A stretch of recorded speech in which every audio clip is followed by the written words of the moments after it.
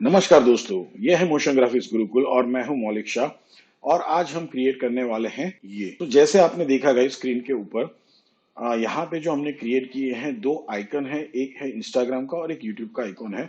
आज के ट्यूटोरियल में हम जो क्रिएट करने वाले हैं इंस्टाग्राम का आइकॉन, और फिर उसे हम कैसे कन्वर्ट करते हैं यूज करने के लिए एज अ लोअर थर्ड, वो भी हम जानेंगे। और लोअर थर्ड क्या होता है उसका भी थोड़ा डिटेल में समझेंगे। Not much more but I will give you the idea. मैं थोड़ा आइडिया दूंगा आपको कि कैसे हम लोअर थर्ड को यूज कर सकते हैं, आइकॉन को या किसी भी लोगो को एज अ लोअर थर्ड हम कैसे कन्वर्ट कर सकते हैं। ठीक है, तो चलते हैं भाई। तो आफ्टर इफेक्ट्स के अंदर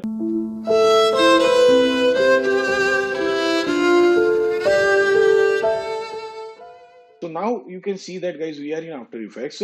अब सबसे पहले हम लोग क्रिएट करेंगे हमारे आइकॉन को, और उससे पहले हमें क्रिएट करना पड़ेगा हमारा कंपोजिशन। तो उसके लिए हम कीबोर्ड शॉर्टकट यूज करेंगे कंट्रोल एन।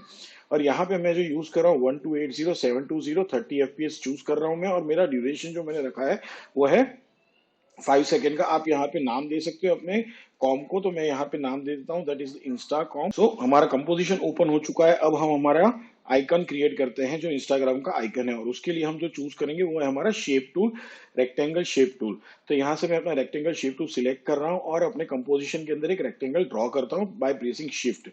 अब इस आइकॉन के लिए गाइज मुझे चाहिए स्ट्रोक वाला शेप, फिल वाला नहीं। तो यहाँ पे ऊपर हमें फिल का ऑप्शन दिया है, तो यहाँ से हम क्या कर देंगे, फिल को कैंसिल कर देंगे और यहाँ से हम अप्लाई करेंगे स्ट्रोक को गाइस। तो आप यहाँ से अपना जो भी शेड चूज करना चाहते हो उसको चूज कर लो। दूसरा चीज अभी मैं क्या कर रहा हूँ, मेरे शेप को सेंटर में प्रॉपर्ली अलाइन कर रहा हूँ। अब जैसे ही मैंने शेप लिया मेरा क्रिएट हुआ, आप देखिए मैंने रेक्टेंगल शेप बनाया तो उसके अंदर रेक्टेंगल 1 लिख के हुआ आ रहा है। अब आप इसको ओपन करोगे तो यहाँ रेक्टेंगल पाथ 1 मिलता है और उसके अंदर मल्टीपल प्रॉपर्टीज और भी आपको मिलती है। और ये बहुत यूजफुल है गाइज आपके लिए समझें, जब भी आप स्ट्रोक प्रॉपर्टी यूज करते हो किसी भी शेप के लिए, जब भी आप उसको लेयर की प्रॉपर्टी से स्केल अप या स्केल डाउन करते हो तो एक छोटा सा इश्यू आता है। जैसे ये मैंने यहां से स्केल करना है इंडिविजुअल प्रॉपर्टी को, तो आप देखोगे कि स्ट्रोक की वैल्यू में बहुत ही डिफर आता है। उसकी दो साइड्स की जो स्ट्रोक वैल्यू है कम हो जा रही है और बाकी के साइड का स्ट्रोक वैल्यू कुछ बढ़ रहा है, तो वो अनइवन बिहेव करता है।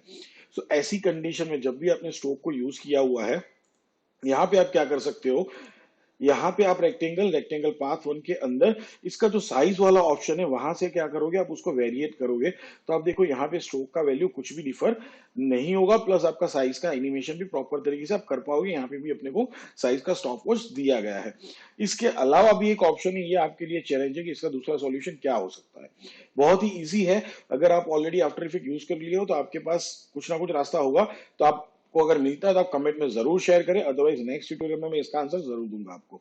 ठीक है, तो अभी चलते हैं। मैं सबसे पहले अंडू करता हूं और यहाँ पे क्या करता हूं, मैं इसका साइज प्रॉपर्ली डिफाइन कर देता हूं जो मुझे एक्जैक्टली चाहिए। तो मैंने 150 यहाँ पे साइज डिफाइन कर दिया है। दूसरा चीज ये है कि इंस्टाग्राम का आइकॉन जब आप देखते हो तो यहाँ पे राउंड कॉर्नर्स होते हैं, तो मैं उसके लिए क्या कर रहा हूँ, यहाँ पे राउंडनेस अप्लाई कर रहा हूँ। अब अपने हिसाब से राउंडनेस का वैल्यू बढ़ा सकते हो जैसा आपको चाहिए उस हिसाब से। तो मैंने यहाँ पे राउंडनेस का वैल्यू बढ़ा दिया है और मैं इसको नाम दे देता हूँ रेक्टेंगल। इस लेयर को हमने नाम दे दिया रेक्टेंगल। अब इसको क्लोज करते हैं। अब मुझे चाहिए अंदर एक बड़ा सा सर्कल जो भी स्ट्रोक के साथ होगा, तो उसके लिए मैं इलिप्स टूल सिलेक्ट नहीं करूंगा, हम थोड़ा स्मार्ट वे पे काम करेंगे। इसीलिए को क्या करेंगे, डुप्लीकेट करेंगे, वापस इसका रेक्टेंगल पाथ 1 का प्रॉपर्टी ओपन करेंगे गाइज हम लोग। और यहाँ से सबसे पहले तो मैं इसका साइज रिड्यूस कर देता हूँ 70 के आसपास। ओके, तो आप देखो जैसे मैंने छोटा किया ऑटोमेटिकली वो क्या हो गया, सर्कल में कन्वर्ट हो गया। रीजन, यहाँ पे राउंडनेस मैंने ऑलरेडी अप्लाई करके, पर अगर ये कम होती तो आप देखो ये क्या रहता, यहाँ पे तो मैंने कुछ स्पेसिफिक वैल्यू।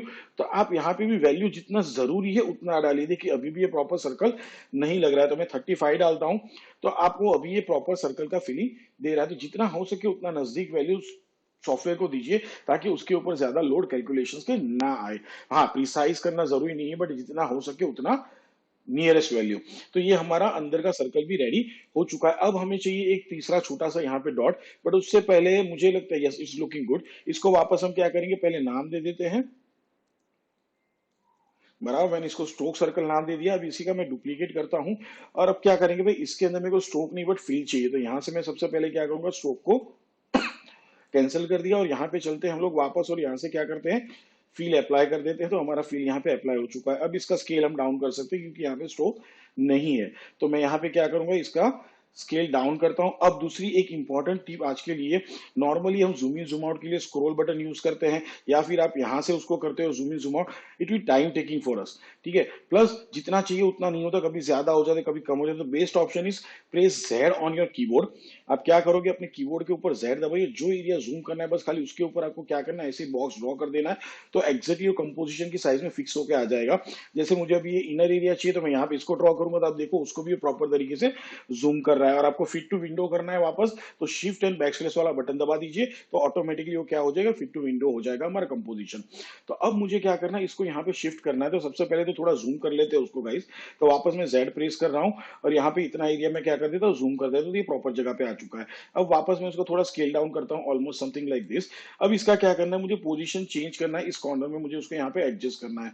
तो आप अपने हिसाब से एडजस्ट कर लो। अब देखो यहाँ पे स्नैपिंग हो रहा है, अगर आपको स्नैपिंग नहीं चाहिए तो यहाँ पे चेक आइकॉन हटा दो, तो अभी आपका स्नैपिंग ऑफ हो जाएगा और आप फिर अपने हिसाब से इसको क्या कर लोगे, प्रॉपर सेट कर लोगे। अब देख लो, हाँ भाई ये प्रॉपर तरीके से हो गया। थोड़ा स्केल मुझे डाउन करना चाहिए अभी, तो हम ऑलमोस्ट 22 के आसपास कर दे, तो यस इट्स लुकिंग बेटर। तो अब हमारा आइकॉन रेडी हो चुका है। अब इसको एनिमेट करना है हमें। So let's start to animate this icon. तो सबसे पहले मैं इस मेरे रेक्टेंगल वाले आइकॉन को क्या कर देता हूँ, सोलो कर देता हूँ, और इसका पोजीशन प्रॉपर्टी और साथ में हम ओपन करेंगे इसका रोटेशन प्रॉपर्टी। दो प्रॉपर्टीज में क्या कर रहा हूँ, यहाँ पे ओपन कर रहा हूँ और यहाँ पे इसको की दे देते हैं 0 नंबर के फ्रेम पे। फिर हम जंप करते हैं 20 फ्रेम आगे, ठीक है, और वापस क्या कर देंगे, हम इसको यहाँ पे की दे देंगे। फिर हम जंप करते हैं 10 फ्रेम आगे और वापस इसको हम क्या कर देंगे, कीज अप्लाई कर देते हैं। अब यहाँ रोटेशन का बीच वाला की मुझे नहीं चाहिए, तो मैं इसको निकाल देता हूँ। चलते हैं फर्स्ट की फ्रेम के ऊपर, और यहाँ पे रोटेशन की वैल्यू जो है गाइस, वो हम अप्लाई कर देते हैं -180। और यहाँ पे जो हमारा पोजीशन का वैल्यू है, वाई एक्सिस में पोजीशन चेंज कर रहे हैं और उसको कंपोजिशन के नीचे की तरफ बाहर निकाल देते हैं। अब जब मेरा सेकंड की है, वहां पे क्या करूंगा, मैं इसको थोड़ा ऊपर की तरफ लेके जाऊंगा और लास्ट में वापस जो वहां पे हमारा सेंटर पे था वहां पे आके वो स्टेडी हो जाएगा।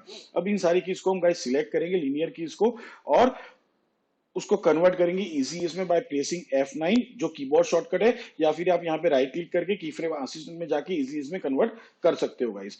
अब क्या करना है, इन सारी कीज को सिलेक्ट कर लो। चलते हैं हम ग्राफ एडिटर के अंदर, और यहाँ पे मैं क्या करूंगा, जो मेरा पोजीशन वाला ग्राफ है उसको मैं एडिट कर रहा हूं।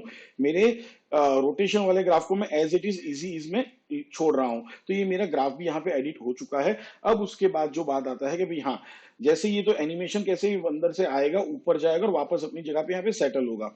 अब जब ये सेटल होने वाला है, उसी टाइम पे मुझे क्या चाहिए, जो हमारा ये वाला सर्कल है वो पॉपअप होना चाहिए, ठीक है। तो उसके लिए क्या करते हैं हम, 1 2 3 3 फ्रेम यहाँ पे वापस चलते हैं और क्या करेंगे भी, यहाँ पे इसका स्केल प्रॉपर्टी ऑन करते हैं और यहाँ पे इसको की दे देते हैं। फिर हम जंप करते हैं 10 फ्रेम आगे और यहाँ पे भी हम वापस इसको की दे देंगे, और एक हम 5 फ्रेम आगे जाएंगे, 1 2 3 4 5, और यहाँ पे भी वापस इसको की दे देंगे। अब फर्स्ट की फ्रेम जो है हमारा सर्कल स्ट्रोक वाला है उसका, तो वहां पे हम उसका स्केल वैल्यू क्या कर देंगे, स्केल का प्रॉपर्टी वैल्यू 0 कर देंगे एनिमेशन के लिए।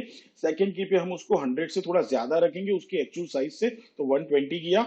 और लास्ट वाले पे हम वापस क्या हो जाएगा, उसका 100 हो जाएगा। अब सेम इसको भी क्या करेंगे, ग्राफ एडिट करेंगे। तो पहले तो लीनियर की को कन्वर्ट करेंगे हम इजी इसके अंदर। वापस चलते हैं हम ग्राफ एडिटर के अंदर, यहाँ पे भी सेम तरीके से हम ग्राफ को एडिट करेंगे।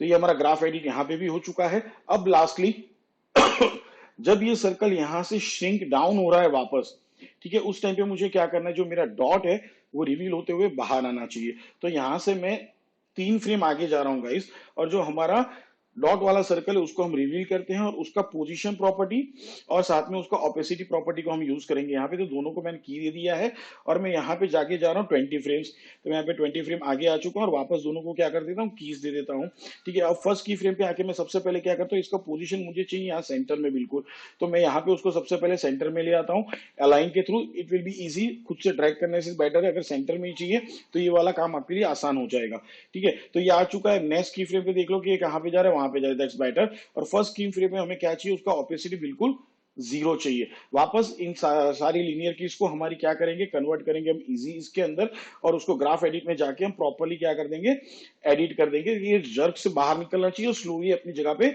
सेट होना चाहिए। तो भाई हमारा आइकॉन एनिमेशन हो चुका है गाइस। अगर मैं आपको प्ले करके दिखाऊं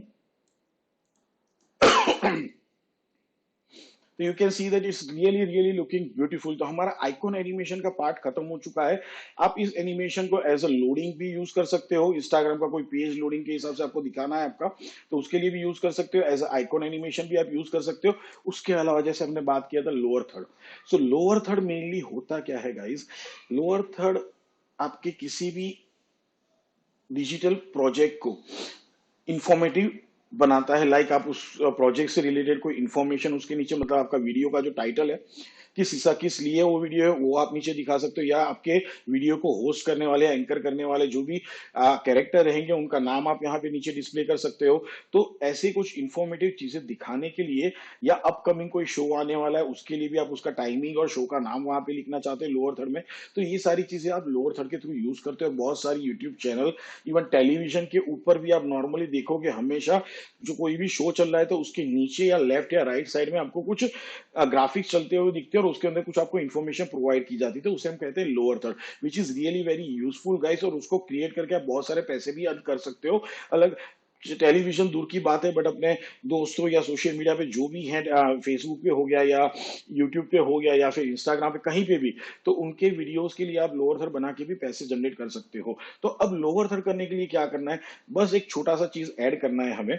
तो जैसे ये हमारा डॉट रिवील हो रहा है उसके साथ ही मुझे क्या रिवील करना है, मेरा टेक्स्ट रिवील करना है। मतलब अगर आप इंफॉर्मेटिव दे रहे हो, भी कोई बंदा आया है वीडियो देख रहा है पर उसको पता नहीं है किसका वीडियो है, तो या तो वो अपना नाम डालोगे या तो अपने चैनल के पेज का नाम डालोगे, इंस्टाग्राम सोशल मीडिया पेज का नाम डालोगे। तो हम भी वहां पे यही करते हैं, हम यहाँ पे टेक्स्ट टूल सिलेक्ट करते हैं, यहाँ पे नीचे आते हैं और मैं यहाँ पे टाइप कर देता हूं योर पेज। तो ये हमने कर दिया। अब इसको क्या करना है, सिर्फ हमें अलाइन कर देना है प्रॉपर्ली सेंटर पे यहाँ पे सबसे पहले, और वापस मैं इसको सिलेक्ट करता हूँ और कैरेक्टर में जाके देख लेते हैं। हाँ ये बोल्ड है, मैं उसको थोड़ा कम कर देता हूँ, ऑलमोस्ट लाइक रेगुलर, थोड़ा थीन चाहिए मुझे। प्लस क्या करेंगे, हम इसका पोजीशन थोड़ा चेंज कर देते हैं गाइस, थोड़ा ऊपर की तरफ लेते हैं, इतना नीचे नहीं चाहिए। तो हाँ भाई यहाँ तक ये सही है। अब इसको भी वही एनिमेशन करना है कि डॉट के साथ ये भी रिवील होगा, और जैसे डॉट सेटल हो वैसे मेरा टेक्स्ट भी सेटल होना चाहिए। तो इसका भी दोनों सेम प्रॉपर्टी यूज करेंगे, पोजीशन, और साथ में हम यूज करेंगे ऑपेसिटी का प्रॉपर्टी। चलते हैं यहाँ पे नेक्स्ट फ्रेम के ऊपर, और यहाँ पे भी दोनों को क्या कर देते हैं, कीज दे देते हैं। और यहाँ पे पोजीशन क्या करेंगे, बिल्कुल एग्जैक्टली हम यहाँ पे लाके रखेंगे, और ऑपेसिटी वैल्यू हम यहाँ पे इसका 0 कर देंगे गाइस। और नेक्स्ट की फ्रेम पे आप देखोगे वो नीचे आ चुका है। अब साथ में सेम जो हमारा टेक्स्ट की कीज थी उसको हम लीनियर कीज को कन्वर्ट करते हैं इजी इस कीज में, और चलते हैं ग्राफ एडिटर में, और सेम वाला ग्राफ हम यहाँ पे भी क्या कर देते हैं, हम अप्लाई कर देते हैं। Okay, it's looking good. तो अब यहाँ पे हम प्ले करके देखते हैं कि भाई ये कैसे दिखता है। So you can see that is looking really beautiful, amazing, और इसको हमने एनिमेट किया है हमारे लेयर्स की बिल्कुल बेसिक प्रॉपर्टी के साथ। सो इतना समझ लो गाइस, एवरी टाइम जगमगा करना कोई जरूरी नहीं होता है। सिंपल एनिमेशन भी बहुत इंपैक्टफुल रहता है आपके काम के लिए। सो जगमगा से हो सके उतना दूर रहो, और जितना हो सके उतना, नो डाउट मैं ये नहीं कह रहा हूँ कि एडवांस टेक्निक्स यूज ना करो, बट हाँ ये जो कहते हैं ना एक्स्ट्रा एलिमेंट्स यूज करना, पीछे ट्रेल्स दिखाना, भाई जहां जरूरत नहीं वहां उसको दिखाने की क्या जरूरत है। हाँ एक चीज आपको यहाँ पे मेन करनी है, कोई भी चीज जब रियल लाइफ में भी मोशन में होती है तो हमें थोड़ा उसका मोशन ब्लर देखने को मिलता है। तो उसके लिए आप क्या करोगे, हमारे सारे लेयर्स को यहाँ पे सिलेक्ट कर लो, और यहाँ पे देखो आपको ये आइकॉन मिल रहा है जिसे मोशन ब्लर का आइकॉन कहते हैं, यहाँ पे ऑन कर दो सबका। बट ये अभी ऑन नहीं है, उसका मेन स्विच यहाँ पे रहता है, तो इसको भी ऑन कर दो। तो अब क्या हो गया, आपका मोशन ब्लर भी गाइस ऑन हो चुका है। तो अब अगर आप प्ले करोगे तो आपको ब्यूटीफुल एक अच्छा सा मोशन ब्लर दिखने को मिलेगा आपके एनिमेशन के अंदर। So I hope you like this tutorial, आपको ये ट्यूटोरियल पसंद आया होगा। सो आगे बढ़ते रहो, खुश रहो, और have a nice time guys. Goodbye guys.